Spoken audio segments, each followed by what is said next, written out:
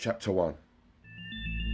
Slow the fuck down, Carlon Campbell-Robinson shouted out loud as the HMP sweatbox sped through the early evening South London traffic.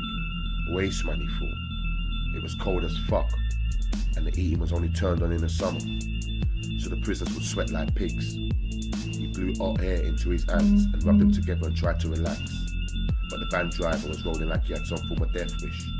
He lashed out in anger, banging the steel doors with his fist.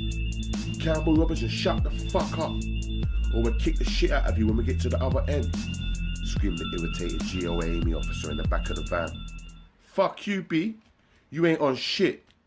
Furthermore, talk like that when the doors open. Go on, I dare you. The Camberwell Court judge had refused bail, and Carlon was being transferred to HMYLY Felton, apparently the biggest and most secure juvenile prison in Europe, surrounded by 20-foot razor-sharp barbed wire fences and even higher brown walls. The Formula One journey lasted for over an hour, with the sweatbox coming to a halt at the main entrance to L. No shanks or guns up in this bitch, thought Carlon, as he gazed out of the 8-inch by 3 sweatbox window.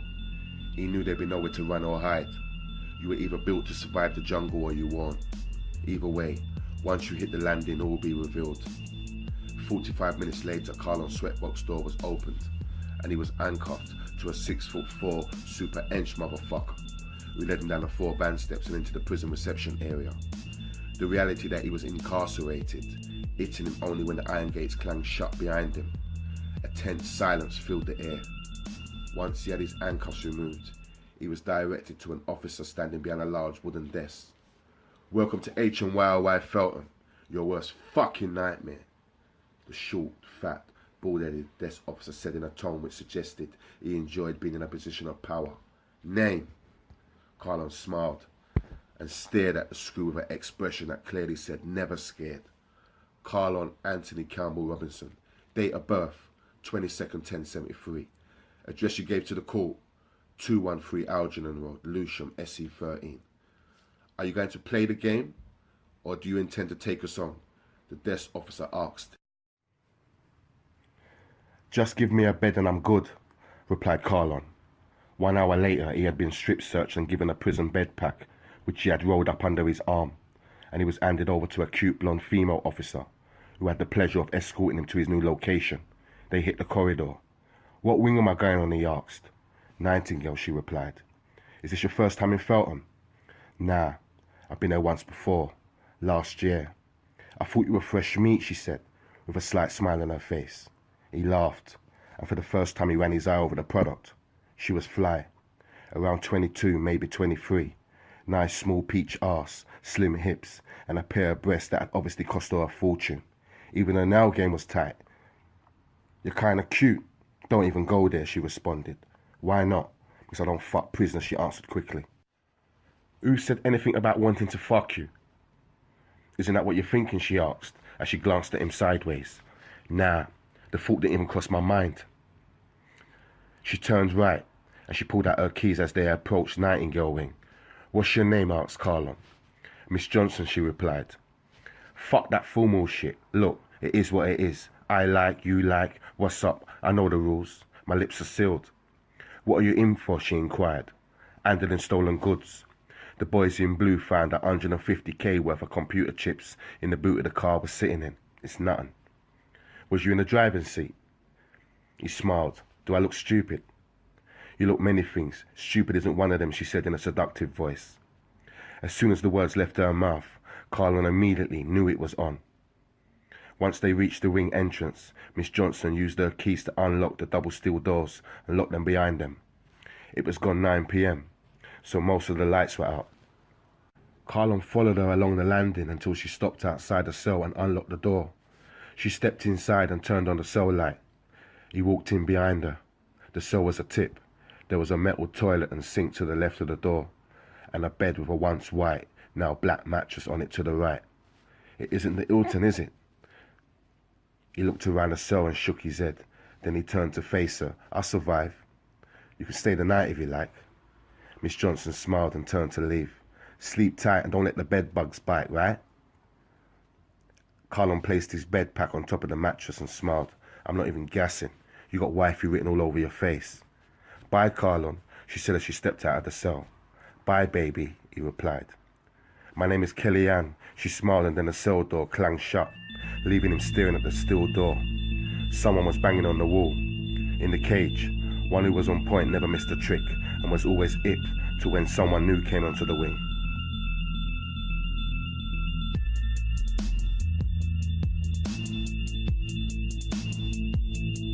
So that they knew if you were friend or foe, and if need be ready for battle at unlock the following morning.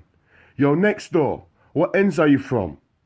A unidentified voice shouted from outside the window. Whoever it was sounded real angry. Carlon walked over to the open window. Southeast 8, blood, what? Who's that? Shouted another voice from another direction. Fuck SC8, shouted another voice. Fuck you, replied Carlon. Stop talking tough and reveal your name, innit? Replied the same voice. It's nothing, rude boy. You're up there, I'm down here. Yo, is that Tiny? Said another voice. Yeah, why? Who's that? What Tiny? Asked the same voice. Yeah, that's me. Who's that? It's Trevor Denny, innit? I don't know no Trevor Denny. What are you talking about, said Trevor. Joanne's little brother. What, you don't know, man? He remembered. Shit, my bad. Southeast 8, a lie? Standard, replied Trevor. Okay, I hear you, rude boy, said Carlon. What's going on? Trevor laughed. Water still wet, sky still blue. You get me, blood? What, you got grade up there, fam? Grade? I ain't even got a roll up, my G. What, you gonna make something reach me? Yeah. I'm gonna send you a line, cuz. Okay. Give me 10 minutes and I'll holler back, yeah? Yeah, cool. Carlon walked away from the window and picked up his bed pack and unrolled it. Inside there were 2 sheets, 2 pillowcases, 2 blankets, a cup, plate, bowl, a knife, fork and spoon. He made his bed then sat down. He didn't know Trevor well, but he knew his sister Joanne very well. She was the baby mother of Gary Cox, a guy Carlon used to run with. Bang on cue. 10 minutes later, the dude next door was banging Carlon's wall. Yo, cell 29, yo! Carlon went back to the window. Yeah, what, is that me, yeah? Yeah, that's you, bruv. Put your hand out, bro. Put your hand out. Catch this line, innit?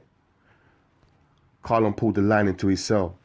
Tied to the other end was a Golden Virginia tobacco pouch. Inside was a lighter, Rizzler, tobacco, and an 8-ball of Jamaican high-grade weed.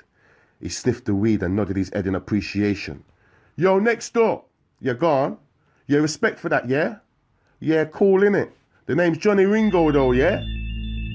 Ringo? Yeah, Ringo, blood. Johnny Ringo, blood. East Coast, my guy. Yeah, I hear that. Yo, Denny, you gone, Tiny? That's what I'm talking about, fam. Respect, yeah? It's nothing, big man. Listen, it's me wanting this double soul, so you done know. First thing tomorrow morning, I'm gonna program the boy them to move you down here, yeah? Okay, I hear that. Yo, long day and all that. I'm gonna kick back, if anything, in the morning, fam. I hear that, B. One. Carlon smoked 2 spliffs back to back and crashed out. The following morning, he was awakened by the sound of banging cell doors and jangling keys.